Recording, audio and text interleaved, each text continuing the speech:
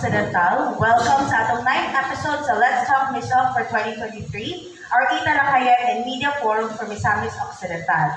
Let's Talk MISOC is a venue where we will discuss anything and everything about MISAMIS Occidental. I am Jam Rukat for Let's Talk MISOC. This is a special episode because it is face-to-face and we have our media friends din sa probinsya. We are so thankful. And of course, spearheaded by the Department of Trade and Industry MISAMIS Occidental. For the entire month of October, we are celebrating Consumer Welfare Month. Unsa ang mga activities na iset sa DTI for the month of October this year? When we say consumer welfare, unsa atong mga benefits as consumers and atong mga katungod?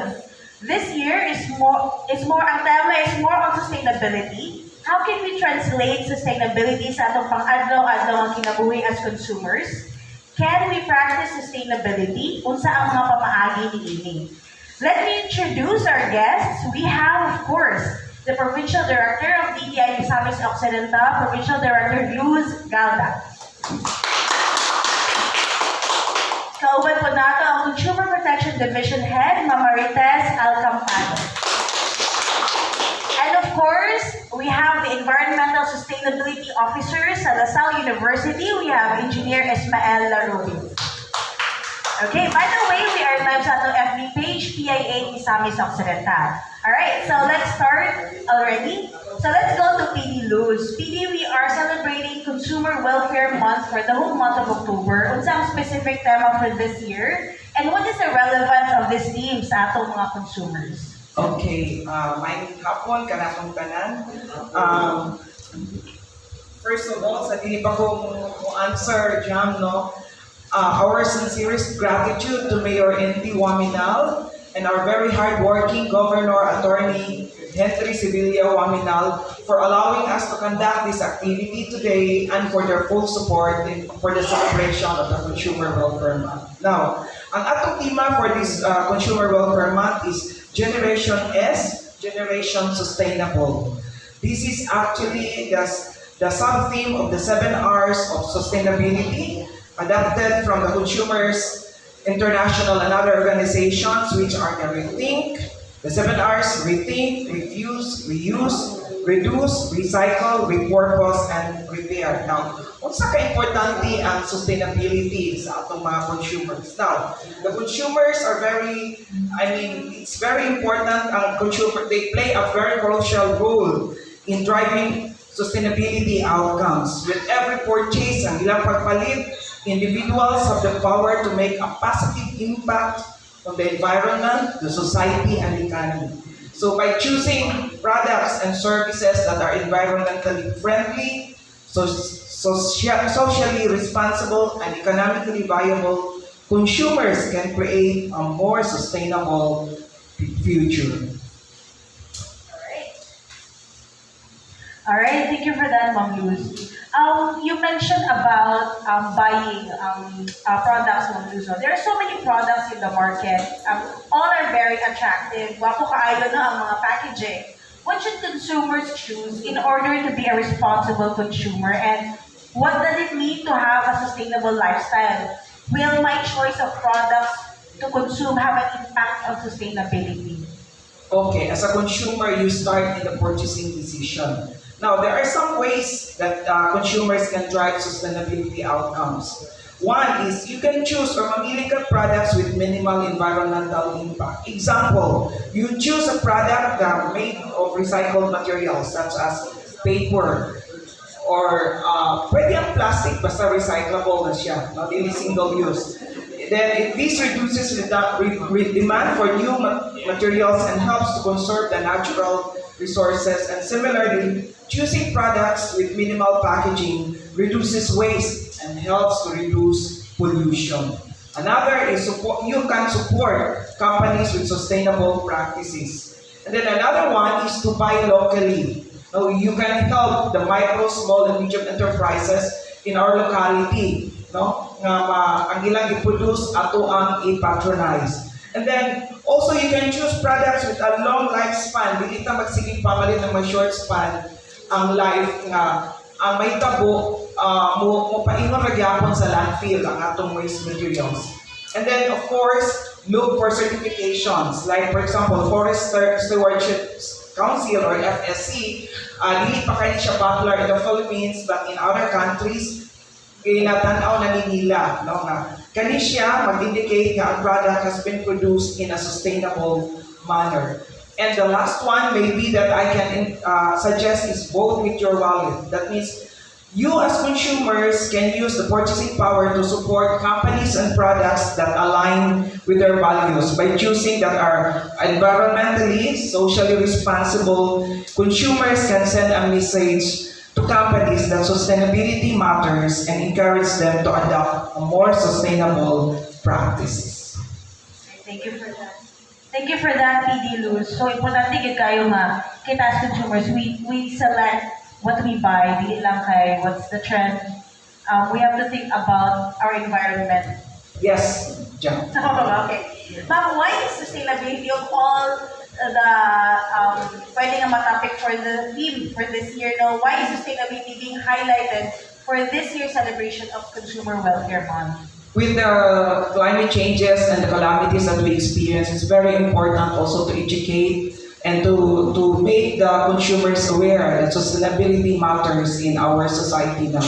Remember that sustainability is the ability to meet the needs of the present without compromising the ability of future generations to meet their own needs. So at present, we have to educate the consumers that we have to be responsible consumers and that we choose sustainable products when we consume. Last one before I go to Engineer Ismael. And of course, the media will have their time later on to ask questions.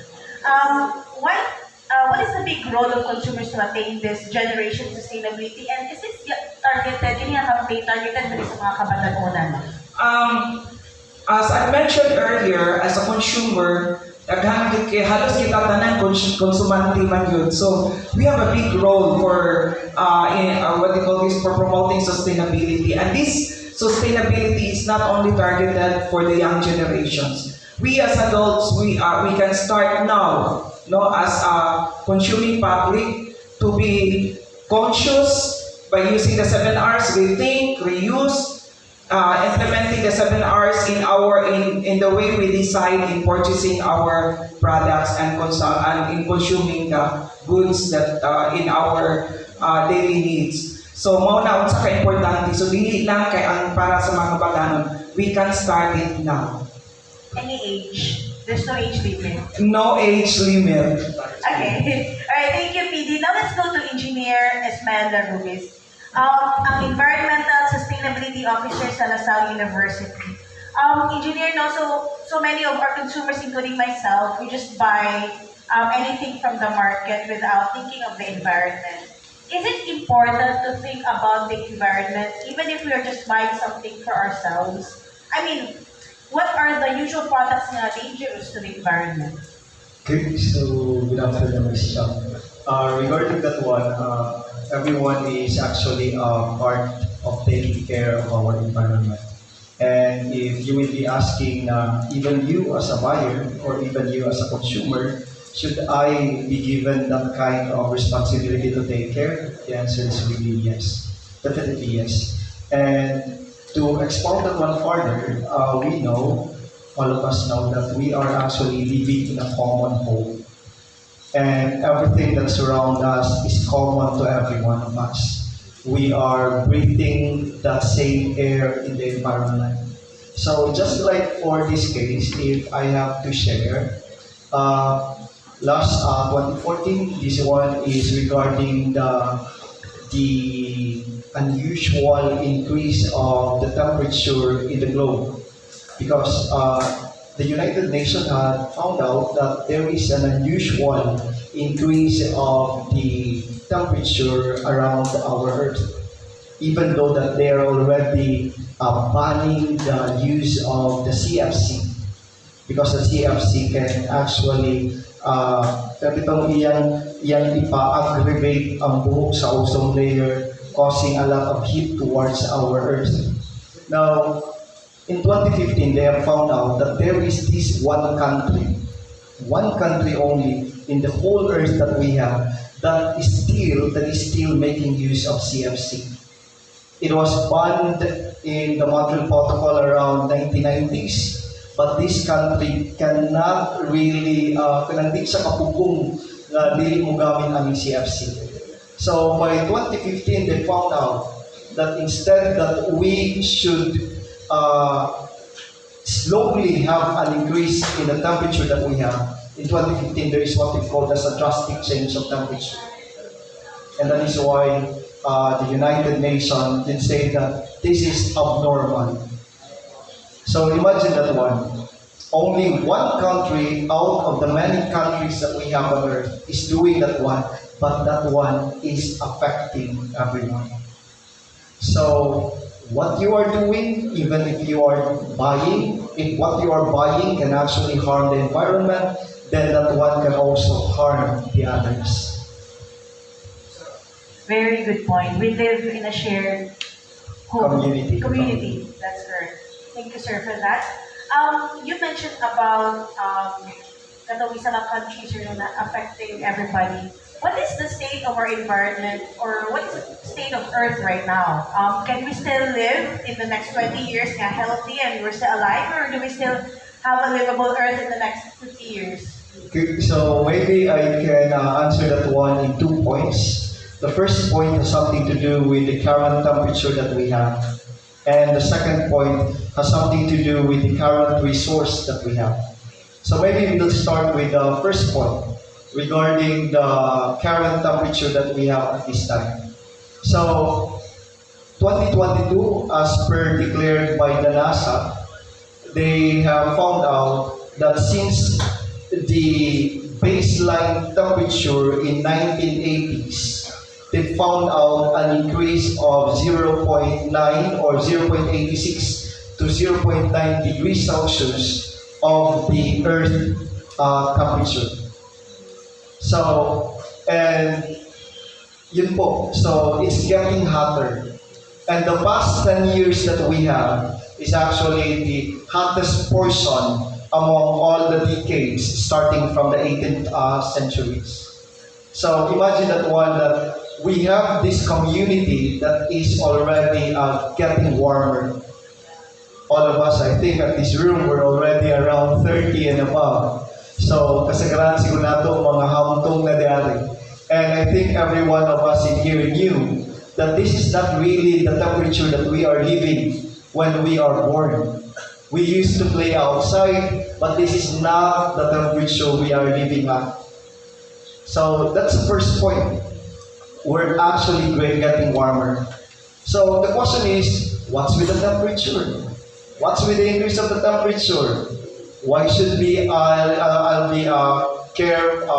should take care or take it into consideration in my living?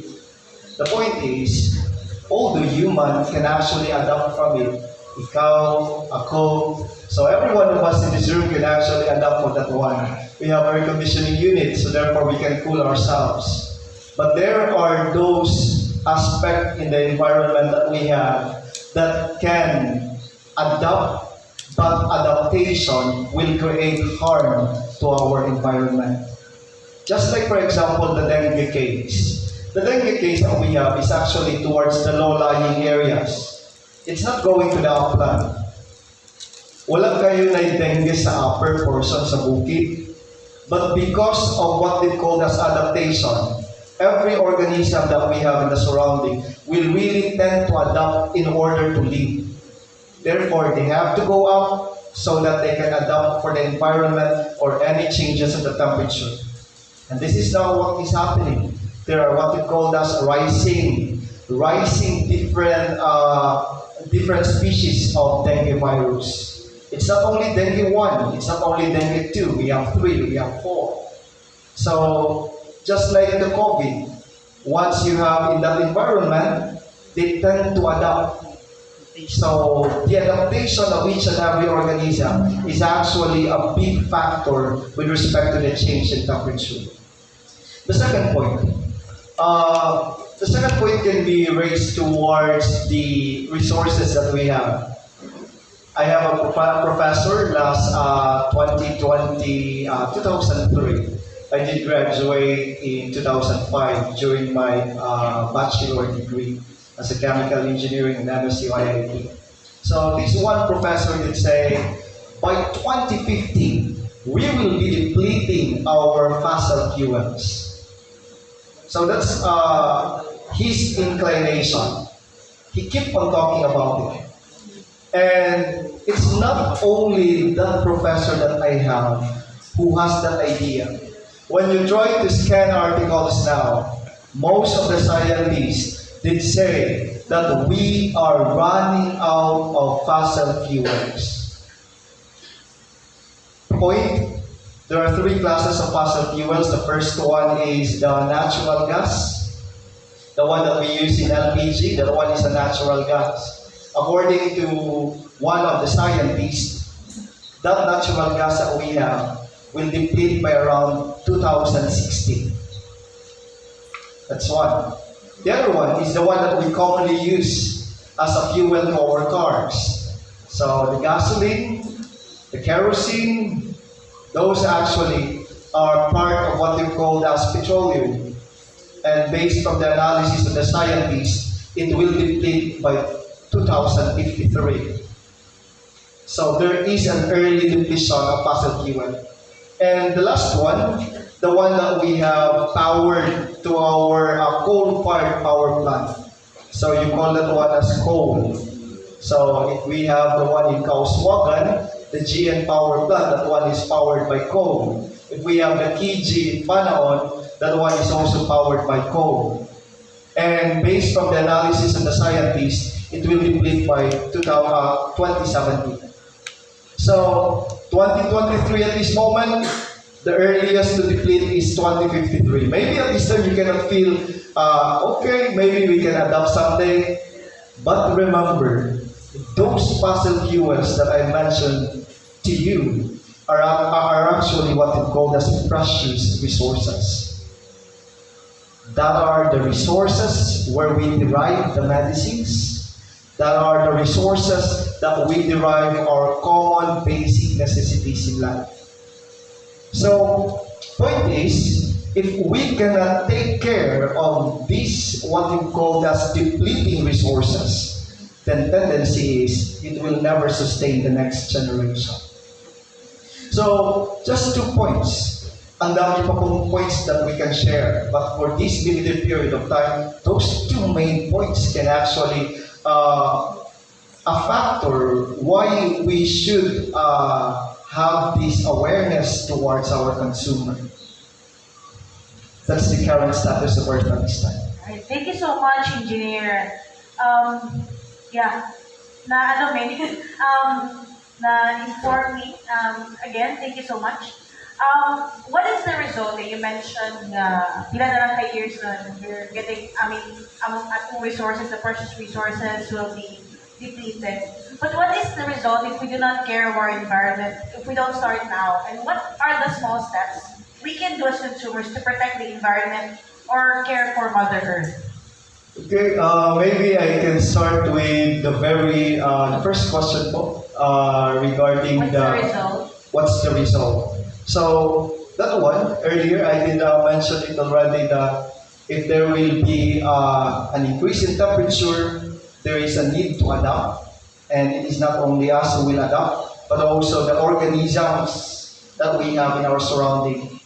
And also for the case of MISAMIS Occidental, I think if you will have a flight and then you will have an aerial view of how MISAMIS Occidental looks like. If you will have a flight at around 1 o'clock or 3 o'clock in the afternoon going to Manila and you will try to look at the aerial view of our MISO, you will really find out that the river banks that we have in the major river are already eroded. I'm not saying that it is mainly caused by man-made activities, but even the upstream, it was already eroded. Because when there is a big rain, climate change is already happening. So when you say climate change, there is what you call as a huge amount of rain at this point, And then you have the high heat, you have the low heat, the colder temperature. So what happened is that in Misamis Occidental, with that volume of water that was received by our Mount Malinda, it tends to erode the river banks. So if you will try to have an aerial view, yung talagang major river bank ng mga rivers natin, they are really eroded. That is why I came to realize to myself that my late times as a college student, so that one is 2005, today is 2023, 2005, it's still a very good river. We have a very good Labo River. And one of the interviewees that we have when I came to interview some of the residents nearby the Bulikay Labo River that we have, the river in the Labo is actually can be passed by a balsa. So in other words, that one is still deep and not that wide. So medyo naulahi lang gamay, no? Na medyo wala kayo na aware ang tao that there is a need to plant along the river banks. The continuous erosion of the river banks tend to widen the river at this time. So that is one of the common cause if in case that we just have ourselves be less aware of regarding what to do with respect to the environment. That's one. And further, to the second point, this one is happening in Clarin. Last 2021, I was, 2022, not 2021, 2022, that one is April. I was called by the DNR asking to retrieve a turtle. So every one of us would view that the turtle is just the one that we can pet in our household. So small turtle that we have, but it's not small. It weighs around 30 to 40 kilograms. That's big enough. I think that one is already covering a length of around 60 centimeters in length and around 40 centimeters in width. And imagine that one is floating in MISAMIS Occidental, but when we arrive in there, when we retrieve in there, it was already dead. And there were two of them. The other one is also a very big turtle. So I don't have the projector at this time, but if you allow me to share those research that we have conducted, we can actually share those data for everyone to be aware at this time. Now, regarding the first one that we have retrieved, when we get the turtle, that one is around 9 to 10 o'clock in the morning, and then we do the post-mortem analysis in La Salle University, MISAMIS. So, right after that one, we conduct the post-mortem analysis together with my colleagues, the biologists that we have, and the zoologists that we have. So, we ended up around 9 o'clock in the evening, finishing the post-mortem analysis. We started with the carapace, and then we started with the head, going to the esophagus, intestine, and so on and so forth. To the last point, the last one is actually the gut. Kanang gitawag na itong kanang nananapit sa itong dagkong tinaig, kanang padulungay na magawa sa katuang mga taig, kanang fecal matters na to. There, around 8 o'clock in the evening, when we try to get the fecal matter, and then we try to spread out the fecal matter, because we have to analyze the fecal matter, we found out a lot of plastics. So, point is, those plastics are actually coming from wrappers. So, food wrappers, ma'am, loose. And those plastics are actually coming from debris of some material. So, medyo sayangan ko sa turtle. The turtle is already quite big. So, and mas nasayangan ko itong isa pa dyan that is also bigger than the other one. So, our point is, if we are not aware, if all of the consumer in here are not aware on how to properly dispose those plastics that we have right after eating or consuming them, I think that one will really harm our next generation. So, that's my point. 2 points that I can share to you. And by the way, early also last March 2023, Clarine is once again calling me to retrieve the juvenile eagle. So, the same manner, it was dead on arrival upon the school when we received that eagle.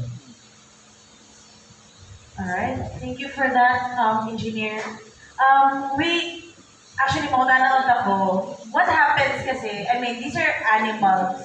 What is the connection of these animals to us, humans? If they, like for example, mamatay sila, then so, what's the connection nila sa to? I mean, is that something that we should be, like, Yes. look or... Okay. So every one of us are actually interconnected.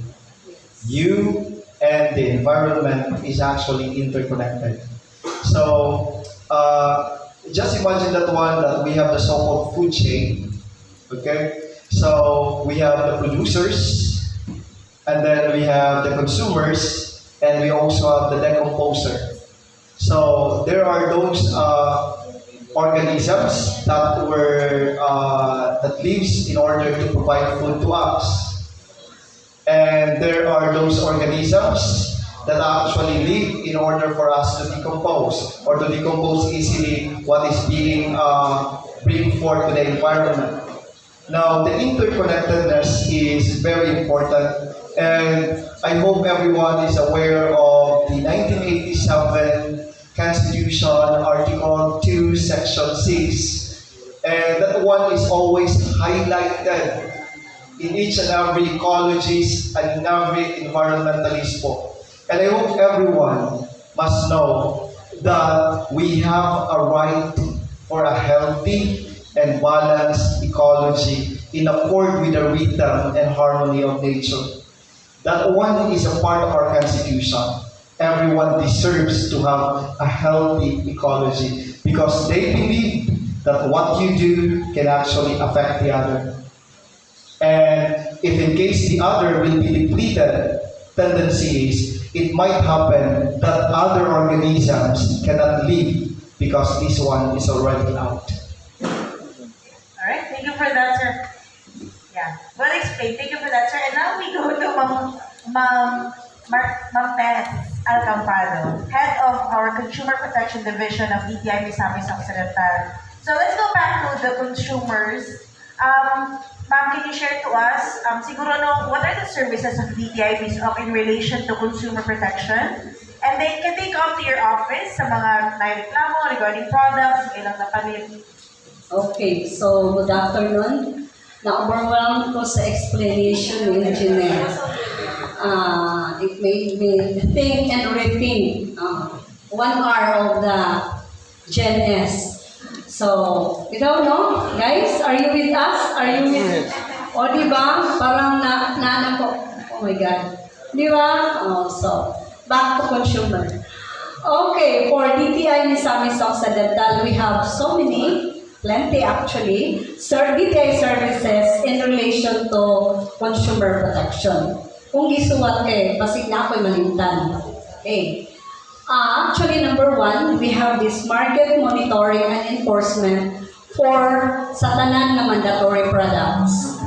Sample sa mga mandatory products, we have electricals, construction materials, so appliances, those are samples of mandatory products. We do monitoring and enforcement, market monitoring twice a month, province-wide.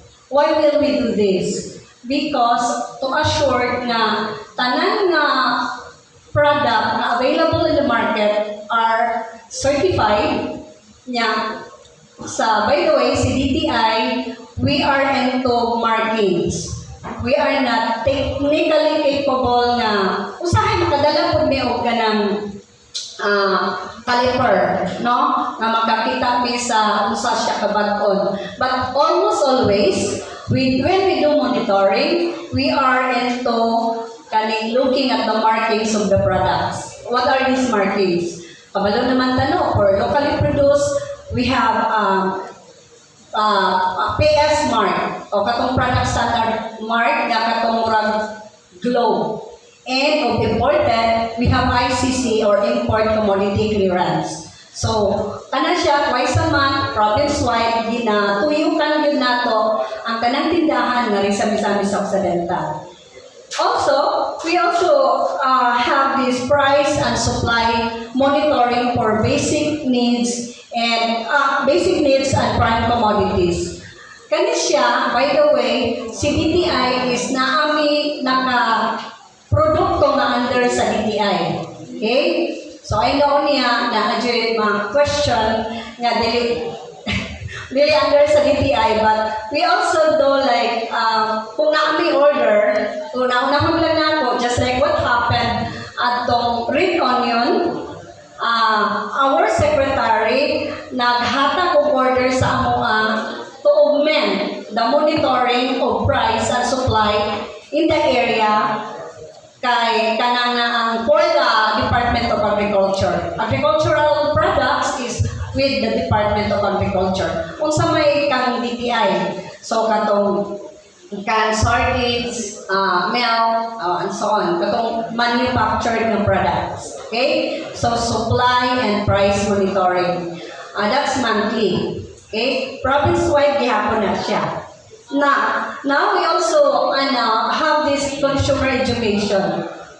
As far as barangay nga among masudlan o mga eskwelahan nga among makandakan, naami aning gitawag nato og consumer rights and responsibilities, among ning ipahatod aron taas ma-increase ang awareness sa tanang konsumante. We also do retailers forum sa tanan nga mga negosyante.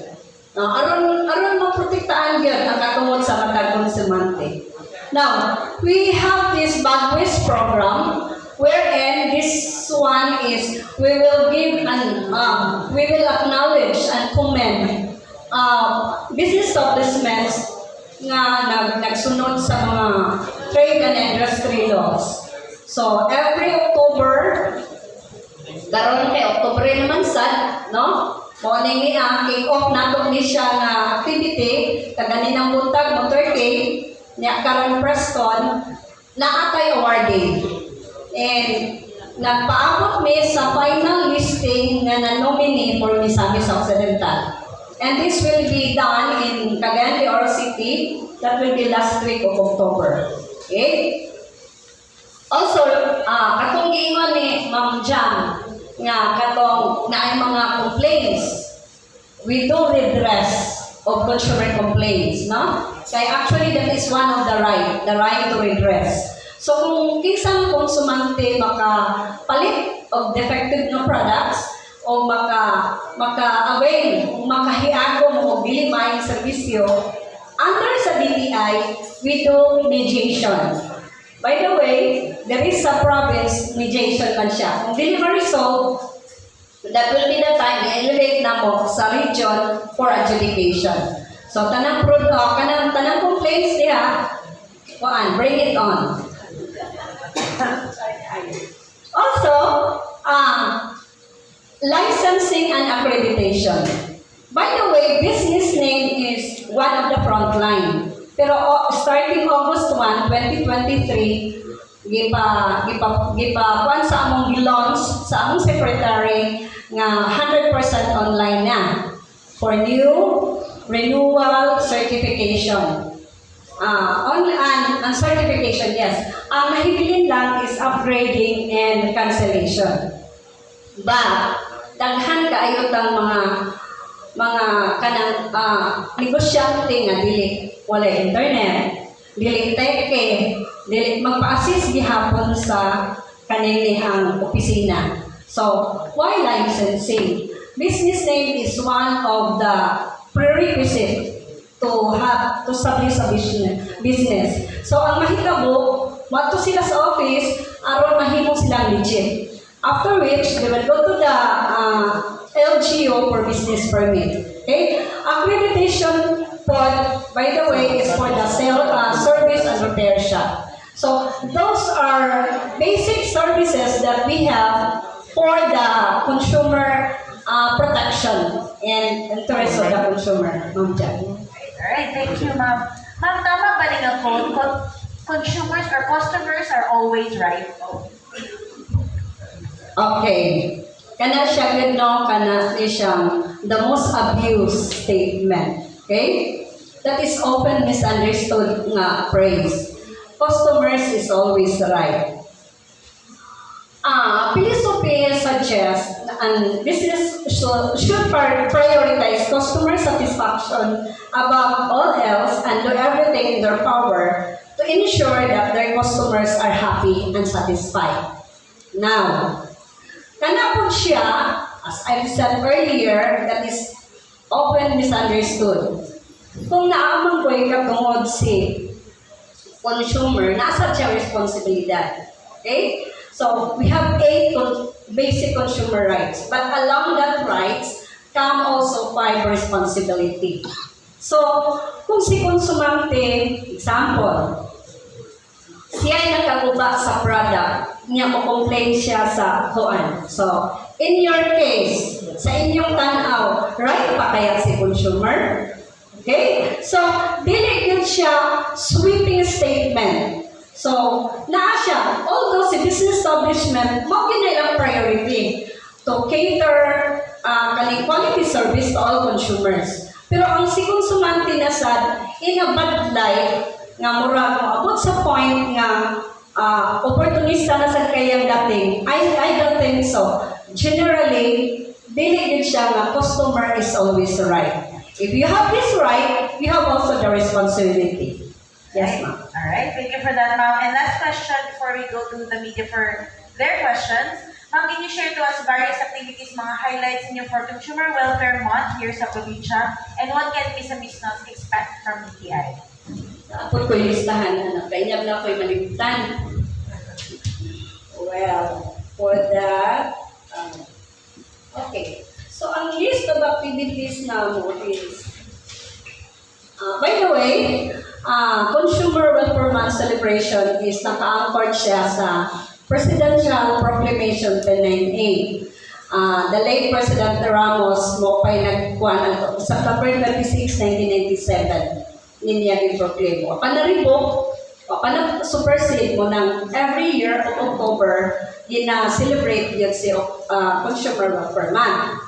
And DTI nationwide is namin naka-line up na mga activities. For DTI MISAMIS Occidental, opening salvo na to kaganinang buntag is motorcade, joined by establishments. And I would like to thank Attorney Andy Waminal, our good mayor, for allowing us to conduct here in Uzami City.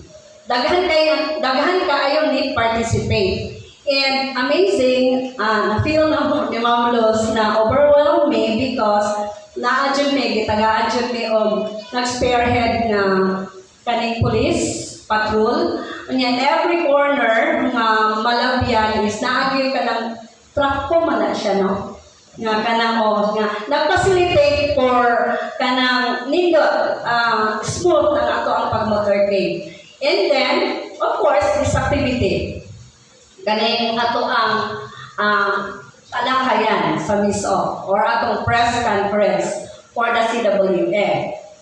Next, we have this coming Friday, we have Provincial Consumer Quiz for high school students. This will be for grades 9 and 10 and sa upat ka division diri sa MISAMIS Occidental. So 6 students per division due to budgetary constraints, if I may say. So this will be done in Oroquieta City on October 6, 2023. Also, you are also invited on October 10, na namatay confirmation anyway, we have a seminar on new mandatory product standards. Bureau of Philippine Standards nag-issue siya na siya yung mga additional products to be included sa list sa mandatory products. And then, si plywood, diba, na-list na siya, balik na sa, along with ceramics. So, they will discuss the salient features, mga balaod about mandatory products. This will be on October 10 at Uzami City. Ang among venue ani is ang upang i-arrange. Originally, this was scheduled virtual. Pero nakita yun na mo, madilik yun maayo virtual kay less ang interaction. No? So, di kahit ka makakuan. So, we also have this Cuento Caravan Fiesta Edition on October 11 to 13 at Roqueta City. This activity has been institutionalized by LGU. Ilan na include sa ilang month-long celebration sa fiesta. And also, we collaborate with local government unit of Roqueta for the Ascenso Run. First time silang magkandaan sa Oroqueta LGU. So, by the way, ang ilang artista, ilang actor si Matteo Gadicelli. So, na siya. So, Ma'am Juan, kabalo ko si Ma'am Juan, update na ani. So, I will be meeting with Sir Gian tomorrow for our collaboration. On October 15, that will be on October 15 in Oroqueta. On October 18, we have downstream oil industry by DOE forum for monitoring and inspection of LPG establishments and gasoline station with the Department of Energy Northern Mindanao in Osamis City. We're still awaiting for the approval by the mayor and by the good mayor para sa ikandak na to. So the DOA will be coming over to discuss about fuel kay CBTI. Fuel, by the way, is under the jurisdiction of the Department of Energy. So that will be on October 18. By June. We also we intended to have this poster making contest on October 26. But we are still awaiting for the approval. Nangayon ni Governor Henry, our hardworking governor, kiningon man to siya nga, makahatag siya premium for, this will be for the students, 9, 10, and senior high actually.